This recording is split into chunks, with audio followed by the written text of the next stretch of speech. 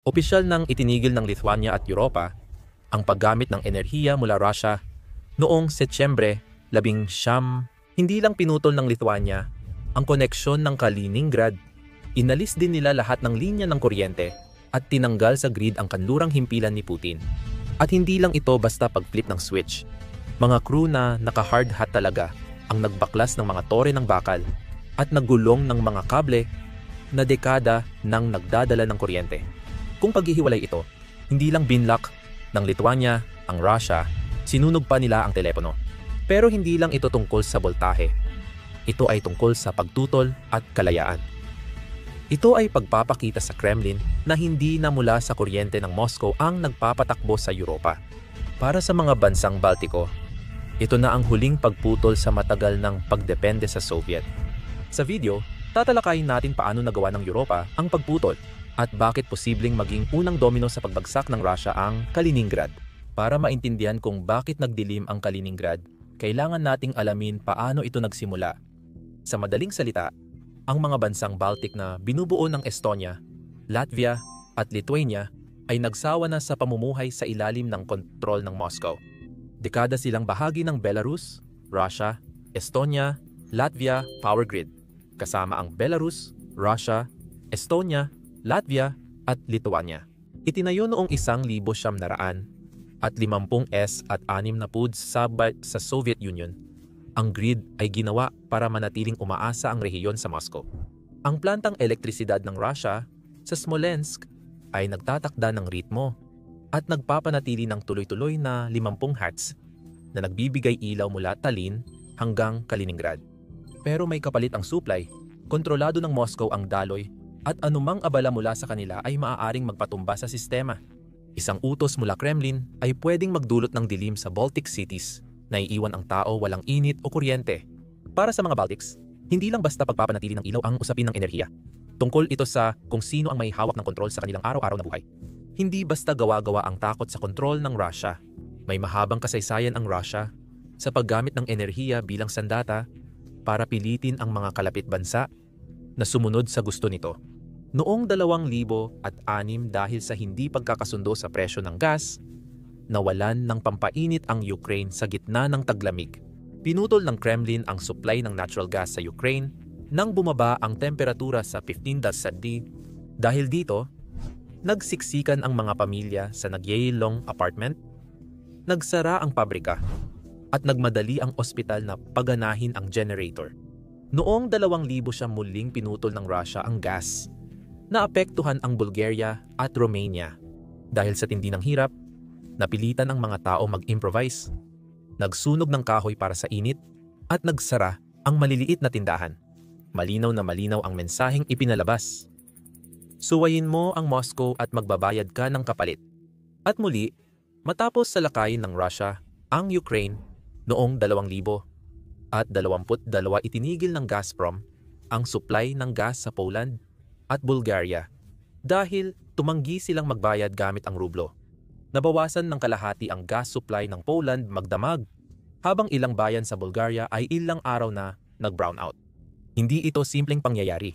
Bahagi ito ng pattern kung saan ginamit ng Russia ang mga pipeline at kuryente bilang mensahe.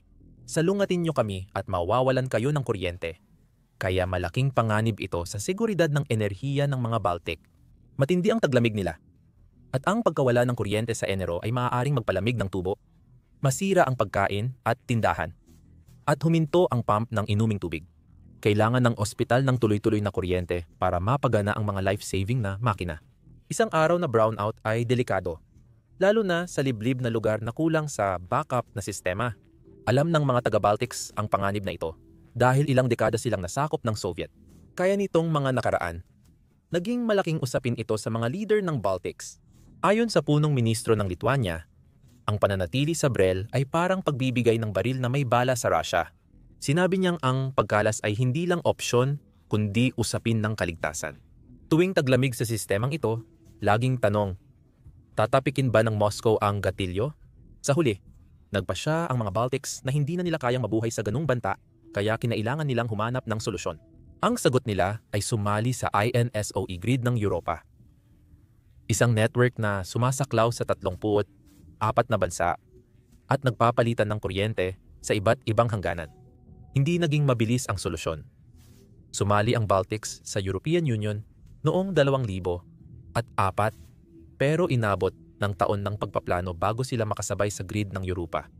Siniguro ng mga inhinyero na akma ang kanilang mga sistema sa 50 Hz frequency ng Europa para manatiling matatag.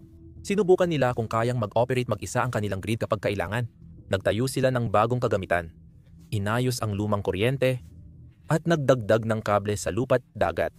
Gumastos ang Lithuania, Latvia at Estonia ng higit 16 na bilyong euro para sa mga upgrade na ito. Ang Lithuania lang ay gumastos ng humigit kumulang 700 milyong euro. Bahagi ng perang iyon ay napunta sa isang malaking proyekto na tinatawag na Harmony Link. Dati itong planong undersea cable na mag-uugnay sa Lithuania at Poland. Ngunit ngayon ay itatayo na ito sa lupa para makatipid. Nag-upgrade ang Estonia ng ST2 Link papuntang Finland na kayang magdala ng 650 megawatts ng kuryente. Tumulong ang mga pagbabagong ito sa mga bansang Baltic na maghanda sa pagkonekta sa European power grid at huminto sa pag-asa sa Russia. Nagbunga ang lahat ng plano noong Pebrero 8, 25 ng hapon. Nag-sync ang Baltic grids sa ENSOE matapos mag-operate mag-isa ng isang araw para patunayan kayang mabuhay kahit wala ang Russia grid. Kumonekta sila sa network ng Europa.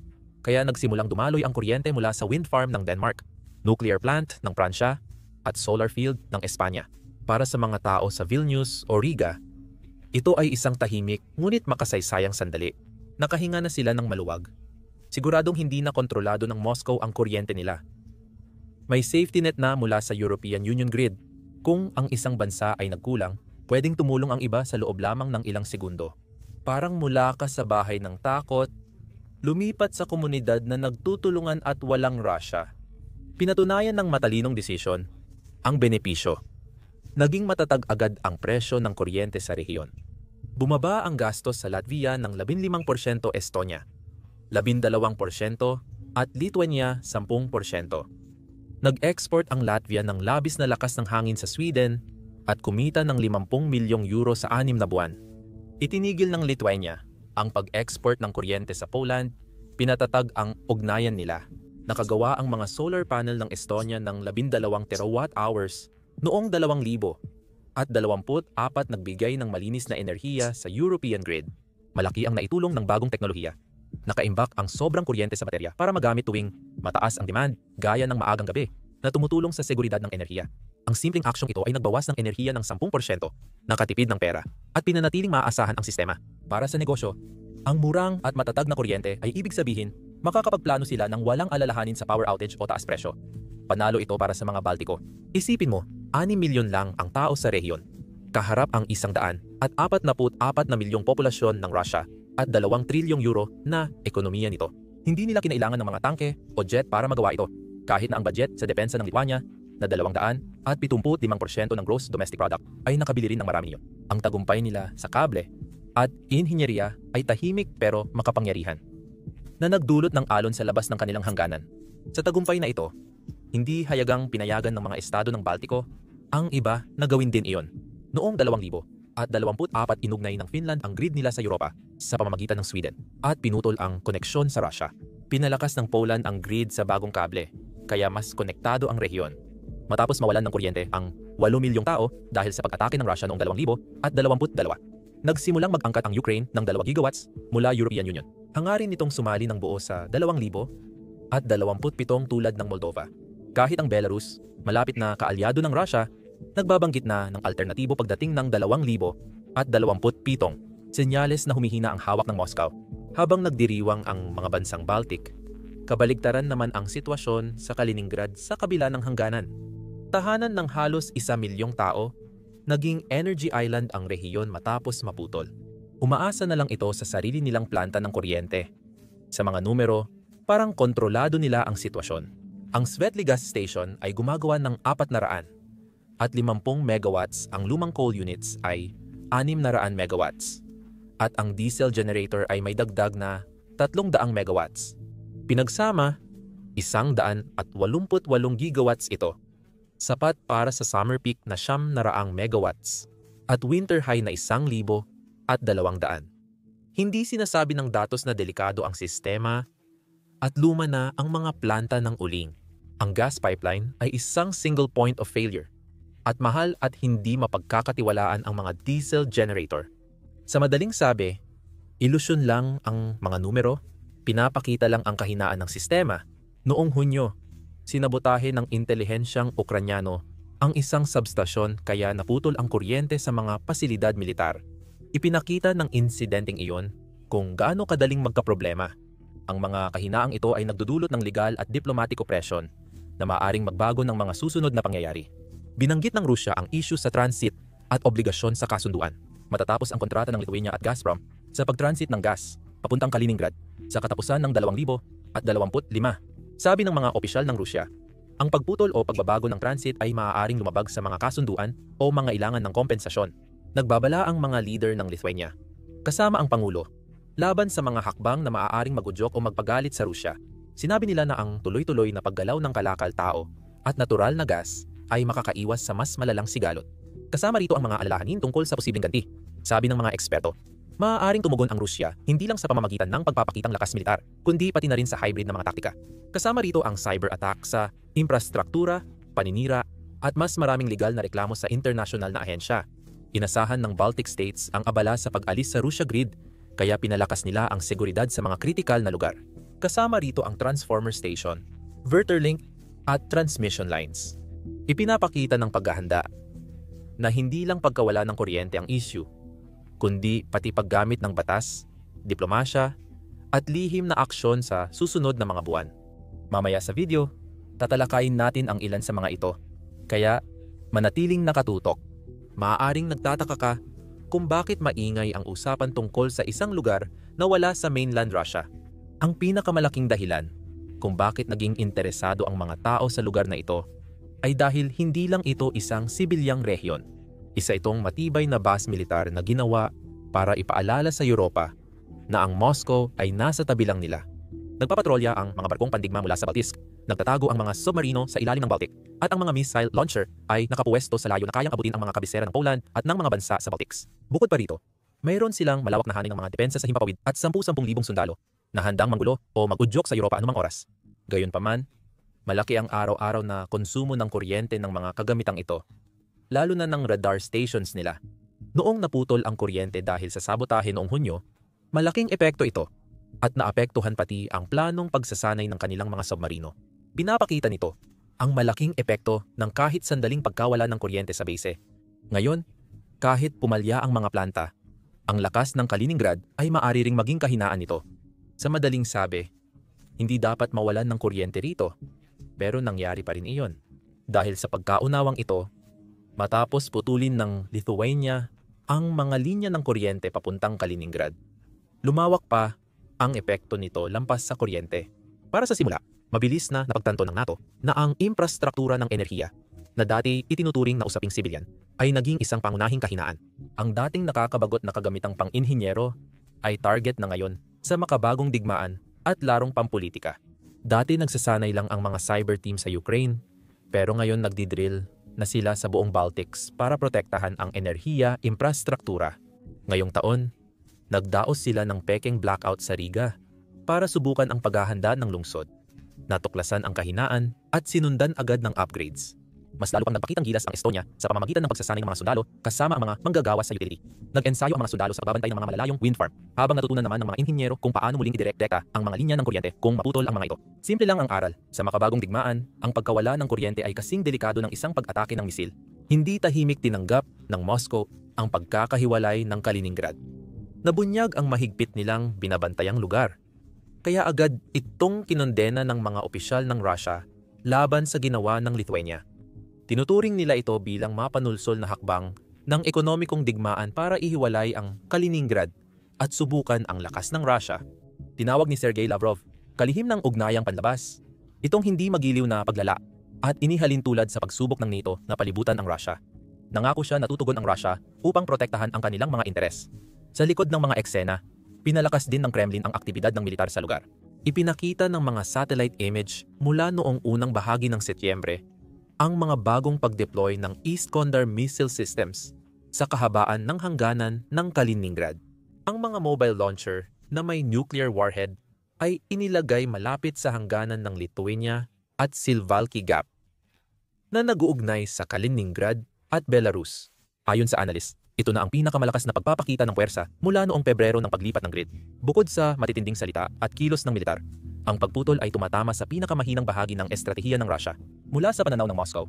Ang pag-iisa na ito ay tumatama sa puso ng papel ng Kaliningrad bilang isang mahalagang outpost ng aksyong militar. Ang rehiyon ay hindi lang lupa sa mapa. Ito ay forward base ng Russia para bantayan ang silangang hangganan ng NATO. May mga misail na kayang umabot sa kalaliman ng Europa at isang hukbong dagat na kumokontrol sa ilang bahagi ng Baltic Sea. Ang pagkawala ng koneksyon sa kuryente ay nangangahulugan na may isang paraan na nabawasan si Moscow para gipitin ang mga Baltics, kagaya ng dati, gamit ang banta sa enerhiya. Anumang aberya sa sistema ng Kaliningrad ay pwedeng magdulot ng blackout sa mga base. Mas pinapahirap nito ang pagpapatakbo ng mga radar, paglulunsad ng mga operasyon o kahit ang paglalagay ng gasolina sa mga submarino. Nagpapakita ito ng kahinaan sa kanluran at nagpapahiwatig na mas mahina na ang kontrol ng Russia sa kanilang exclave ngayon. Tinuturing ito ni Putin na direktang hamon. Dahil kapag humina ang Kaliningrad, baka subukan ng NATO ang mga hangganan. Lalo na sa Suwalki Gap, ang pagkakaputol ay dating lakas na naging problema. Kaya napipilitang maglaan ang Moscow ng mas maraming yaman para depensahan at suplayan ang lalong nahiwalay na lugar mula sa mainland. Hindi lang ang estratehikong pagsisikip ang problema para sa mga taong nakatira sa Kaliningrad. Malaki ang epekto ng pagkakaputol sa kanilang araw-araw na buhay. Sa simula pa lang, pinapahirap na ng mga parusa ang sitwasyon. Nagpatupad ang 2,000 at 500 plus restriksyon at ang United States ng 3,000 at 100 plus mula enerhiya hanggang pyesa. Mas mahal na ngayon ng 40% ang kagamitan para sa mga planta ng kuryente at may ilang supplier na ayaw magbenta sa Russia. Dahil sa supply cut, tumaas ng 12% ang presyo ng kuryente sa Kaliningrad. Ngayong taon sa 8 rubles kada kilowatt hour, doble ng presyo sa mainland. Para sa isang pamilyang may 4 na miyembro, ibig sabihin nito ay mga 5,000 rubles ang bayarin sa kuryente bawat buwan.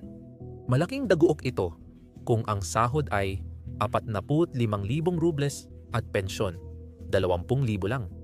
Marami sa mga residente ang napilitan ng magtipid, kaya bumabalik na lang sa paggamit ng kalan na dekahoy para sa init.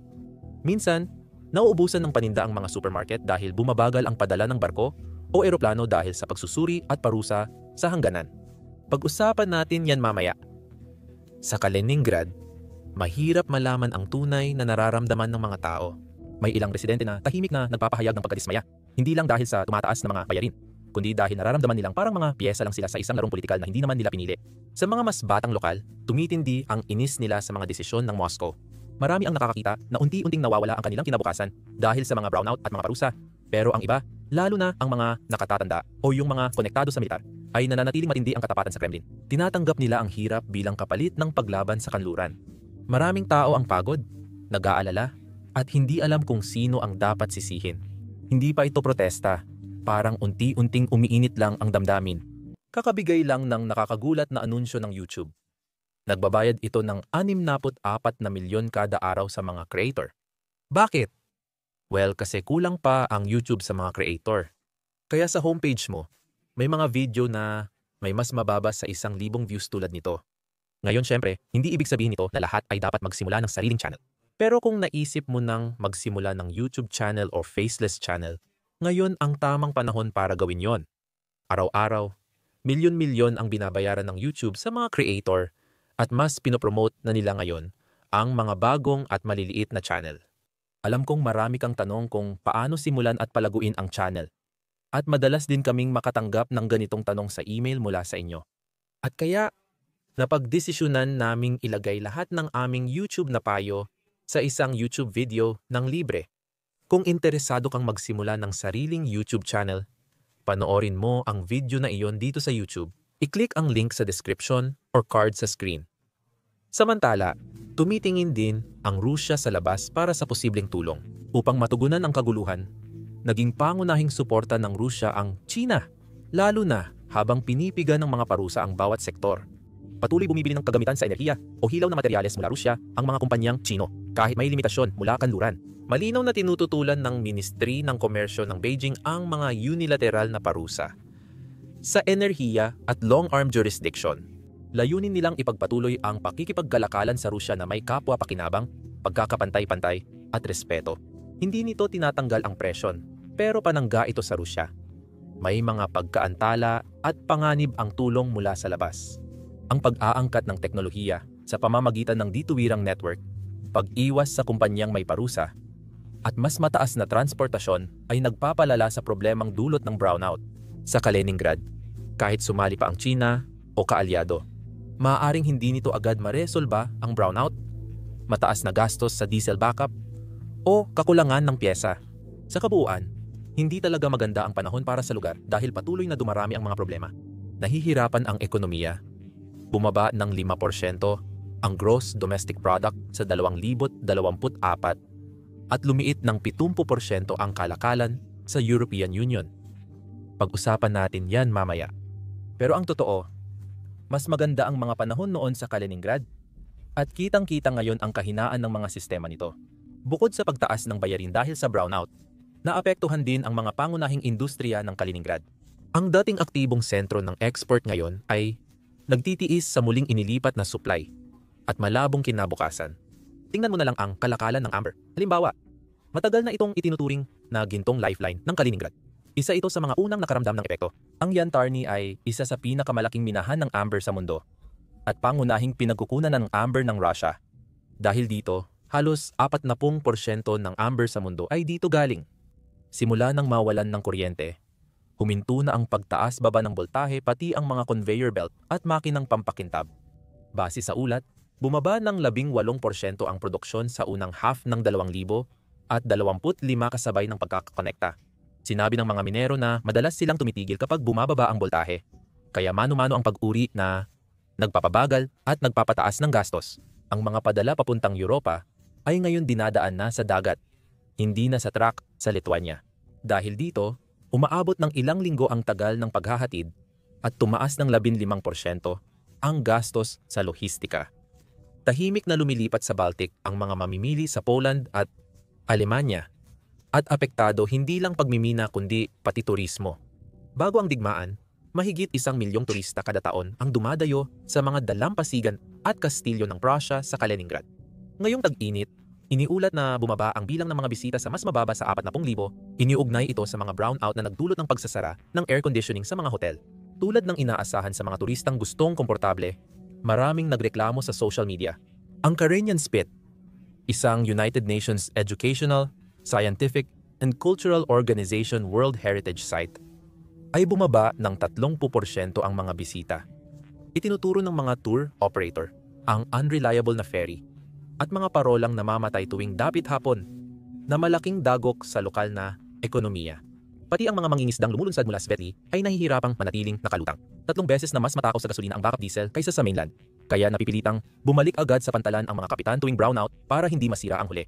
Noong Agosto, bumaba ng 22% ang huli, habang tumaas ng 12% ang pagkasira ayon sa mga taga-proseso sa Pampang na umaasa sa hindi matatag na kuryente. Ang mga numerong ito ay sumasalamin sa higit pa sa problemang pang-ekonomiya. Ipinapakita nito ang mga pamilya sa Zelenogradsk na nanonood ng pagtanggal ng mga manggagawa at amber carver sa Svilogorsk na napipilitang magbenta ng ilegal na vodka para sa upa. Nangako ang Moscow ng 5 bilyong rubles na subsidiya para sa island resilience. Dinagdagan ng 3 lingguhang biyahe ang ferry mula St. Petersburg. Gayunpaman, nananatiling 40% na mas mataas ang gasto sa transportasyon kaysa dati. At ang mga bagyo tuwing taglamig ay nagbabantang lalong hadlangan ang mga linya ng supply. Ang bawat kurap ng ilaw ngayon ay paalala kung paano nakakaapekto ang naputol na kable sa buong rehiyon. Ang mas malawak na pagbabago ng enerhiya sa Europa ay naglalagay sa mga pagsubok ng Kaliningrad sa mas malinaw na konteksto. Noong 2021, nag-supply ang Rusya ng 40% ng gas ng European Union na nagkakahalaga ng 55 bilyong euro. Pagdating ng 2024 bumaba ito sa 11% dahil lumipat ang Europa sa alternatibo. Ngayong 2025 mas mababa pa. Ang mga bansa sa Baltics ay tuluyan ng humiwalay sa dati nilang tagapag-supply. At ang natitirang bahagi ng Europa ay patuloy na tinatanggal ang enerhiya mula sa Rusya. Ang natural gas mula Qatar at United States ang pumuno sa kakulangan gamit ang bagong terminal ng Alemanya na kayang humawak ng 70 bilyong metro kubiko kada taon. Bumaba ng 70% ang pag-aangkat ng langis mula Rusya at 77% naman ang uling. Nag-invest ang 300 bilyong euro ng European Union ng 300 bilyong euro sa alternatibo tulad ng wind farm, solar field at hydrogen hub. Ang hangin ngayon ay tumutustos ng 1/4 ng pangangailangan ng Europa na gumagawa ng 250 terawatt-hour taon-taon. Ibinalik ng Belgium ang operasyon ng mga nuclear power plant upang patatagin ang supply. Nagtayo ang Alemanya ng mga hydrogen hub para mag-imbak ng malinis na enerhiya. Ang mga presyo na tumaas noong krisis ng 2022 ay bumaba na ngayon sa 35 euro kada megawatt hour, kalahati ng pinakamataas na naabot nito. Nagbigay ito ng ginhawa sa mga pamilyang Europeo. Ngunit para sa Moscow, nawala ang isa sa pinakamalakas nilang sandata ng impluwensya. Hindi lang politika o presyo ang pagbabagong ito sa enerhiya, kundi tungkol din sa planeta. At nangunguna rito ang mga bansa sa Baltics. Pinalakas ng mga bansa sa Baltics ang paggamit ng hangin at solar. Mula 45% renewable energy target na nilang umabot sa 72% sa lalong madaling panahon. Ibig sabihin nito, mas kaunting maruming gasolina at mas maraming enerhiya mula sa araw at hangin na nagbawas ng carbon emissions ng humigit kumulang 15% simula nang magbago ang grid. Ang wind farm ng Latvia ay gumagawa ng 15 terawatt-hours bawat taon at ang solar setup ng Estonia ay may dagdag na 12 terawatt-hours na nagbibigay kuryente sa mga bahay at negosyo nang walang matinding pollution. Samantala, ang Kaliningrad ay patuloy na gumagamit ng lumang planta ng uling na hindi mahusay, mausok, at umaasa sa malayong pinanggagalingang gasolina. Mabilis gumamit ng likas na yaman ang mga plantang iyon, kaya lumalala ang problema sa hangin na nakakaapekto sa kalusugan at kapaligiran. Ipinapakita ng 300 bilyong euro na Repower European Union Plan ng Europa para sa berdeng enerhiya ang malinaw na pagkakahati. Ang mga bansa sa Baltics ay gumagawa ng mas ligtas at environment-friendly na kinabukasan. Dahil luma at marumi pa rin ang sistema ng Kaliningrad, posibleng tumaas pa ang gastos nito sa hinaharap. Ang mas luntiang landas na ito ay nagdulot hindi lang ng mas malinis na hangin sa Baltics, kundi nagbigay din ng damdamin ng pagmamalaki sa buong rehiyon. Hindi ito isang talinghaga. Sa Baltics, ang pagputol ng grid ay nagdulot ng pagmamalaki. Para sa mga tao sa Vilnius, Riga, at Tallinn, para itong ikalawang kalayaan at tinawag ng pahayagan na makasaysayang pagbabago. Itinuturo na ito sa mga paaralan bilang bahagi ng pambansang kwento. Para sa mga pamilyang nakaranas ng Soviet, kung saan bawal ang lokal na wika at sarado ang simbahan, ito ay paraan para tuluyang tapusin ang yugto na iyon. Tinawag ng mga pinuno ang pagbabago bilang tagumpay ng pagpaplano at pagkakaisa, patunay na kayang lampasan ng maliliit na bansa ang higante. Sa kalsada, nagkwento ang tao ng ginhawa dahil konektado na ang kanilang ilaw at init sa Europa, hindi na sa Moscow. Tahimik na nagtipon at nagtoast ang ilan para sa malayang kinabukasan na walang kontrol ng Rusya. Ang Kaliningrad noon ay ginawa para takutin ang NATO at ipakita sa Europa ang lakas ng Rusya.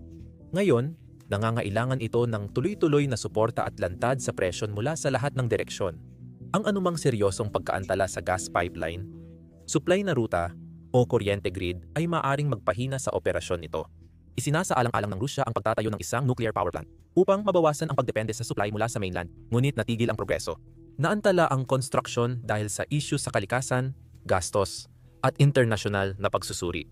Ngayon, tinatanong ng military analyst, kung hindi mapailawan ang rehiyon, mapagkakatiwalaan ba itong maprotektahan? Kapag may krisis, pwedeng tumigil ang radar, command center, at eroplano dahil sa pagkawala ng kuryente. Para sa bansang nagtayo ng Kaliningrad bilang pagpapakita ng lakas, ang pagkawala o kaguluhan dito ay maaring magpahiwatig ng kabaligtarang mensahe. Namumukod tangi ang simbolismo. Para sa Baltic, ang pagputol sa Kaliningrad ay hindi lang kuryente, kundi pagkalas sa masakit na nakaraan. Mula 1940 at 1941 nagdulot ng hirap ang pamumuno ng Soviet. Noong 1940 isinagawa ang Operation Priboch na nagpalayas sa 75,000 katao, 43,000 mula Latvia, 20,000 mula Estonia at 32,000 mula Lithuania. Pinaghiwa-hiwalay ang mga pamilya at ipinadala sa labor camp sa Siberia. Marami ang di na nakabalik. Pinatahimik ang mga lokal na wika, isinara ang mga simbahan, at ipinagbawal ang mga pambansang simbolo. Nang makalaya ang Baltics noong 1991, nanatiling konektado sa Moscow ang Braille Grid bilang paalala ng kontrol, hindi pa sila ganap na nakatakas. Pinatunayan ng tatlong maliliit na bansang ito noong 2025 na kaya nilang labanan ang 144 na milyong Russia at pumili ng sariling landas. Ginawa nila ito hindi sa pamamagitan ng mga sundalo, kundi sa pamamagitan ng mga inhinyero at mga kable. Pinatunayan na ang pagbabago ng kapangyarihan ay maaaring mangyari nang walang kahit isang putok. Sa Kaliningrad, hindi lang kuryente ang issue, kundi kung ano ang mangyayari kapag nagsara ang mga pader ng kuta. Dati, simbolo ng koneksyon ng Russia sa Europa ang rehiyong ito, pero ngayon parang naiwang outpost na lang. Naputol ang kuryente, kumonti ang opsyon, at naging alanganin ang kinabukasan. Sa kabila ng hangganan, ibang landas ang pinili ng bansang Baltiko. Binago nila ang mga kable ng bansa, hindi lang pisikal kundi pati sa politika. Mula pamimilit papunta sa kooperasyon. Pinatunayan nilang ang tunay na lakas ay nasa kakayahang tumayo mag-isa, makipagkaisa sa kaalyado, at harapin ang unos ng matatag, hindi lang nasusukat sa misil o megawatts. Sa huli, nang tuluyang putulin ang mga kable papuntang Kaliningrad, hindi lang ito basta pagbabago sa enerhiya, isa itong tahimik na revolusyon. Sandaling pinili ng tatlong maliit na bansa ang soberanya kaysa takot at sinimulan ang sariling landas sa hinaharap.